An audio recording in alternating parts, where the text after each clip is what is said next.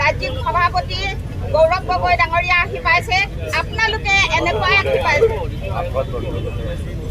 সভাপতি গৌৰৱ গগৈ মুখ্য কৰি সাংসদ প্ৰতীক বৰদলৈদেৱে প্ৰতিনিধিসকলক জনাইছে। ইয়াতে কোন নহয় ধৰ্ম হৈছে তেখেতলোকে জীৱনৰ আশা কৰি আজি আমাক নিমন্ত্ৰণ কৰি ইয়াতে ইহানত পৰিৱেশন কৰালে।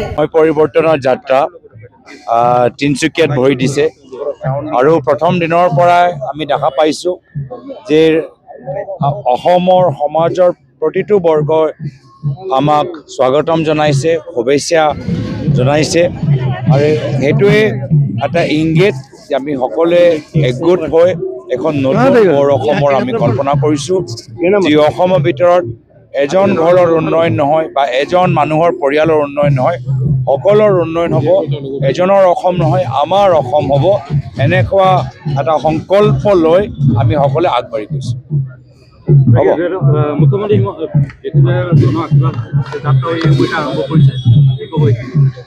আমাৰ যাত্ৰাৰ উদ্দেশ্য হ'ল যে অসম এজনৰ নহয় সকলৰ হ'ব লাগে, এজন পৰিয়ালৰ উন্নয়ন নহয় সকলৰ পৰিয়ালৰ উন্নতি হোৱাটো আমি বিচাৰোঁ।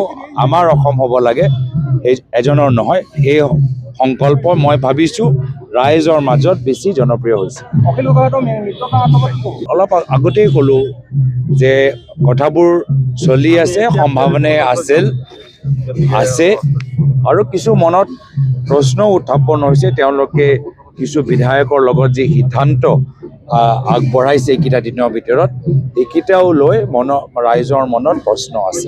মুখ্যমন্ত্ৰী ডাঙৰীয়াৰ ওপৰত বাৰম্বাৰ অভিযোগ উত্থাপন হৈ আছে, কিন্তু আজি পৰ্যন্তলৈকে কিন্তু কোনো ধৰণৰ ব্যৱস্থা গ্ৰহণ নহয়। কিন্তু তেওঁৰ প্ৰপাৰ্টিক লৈ পেলাই যথেষ্ট অভিযোগ উত্থাপন হৈ থাকে। এইবাৰ প্ৰতি উত্তৰটো কেনেকুৱা পাব এই নিৰ্বাচনত, 2026 চনৰ নিৰ্বাচনত? সমগ্ৰ অসমৰ ৰাইজে জানে যে দুখীয়া মানুহবোৰ ভূমি পট্টা পোৱা নাই, কিন্তু এটা বিশেষ পৰিয়ালৰ ওচৰত অসমৰ প্ৰায় 12,000 বিঘা মাটি তেওঁলোকৰ নামত আছে। মানুহবোৰ জানিবলৈ বিচাৰে এনেকুৱা কেনেকৈ হ'ল, চবেই জানিবলৈ বিচাৰে আৰু আমিও চৰকাৰ অহাৰ পিছত গোটেইখিনি কথা ফাদিল কৰিম।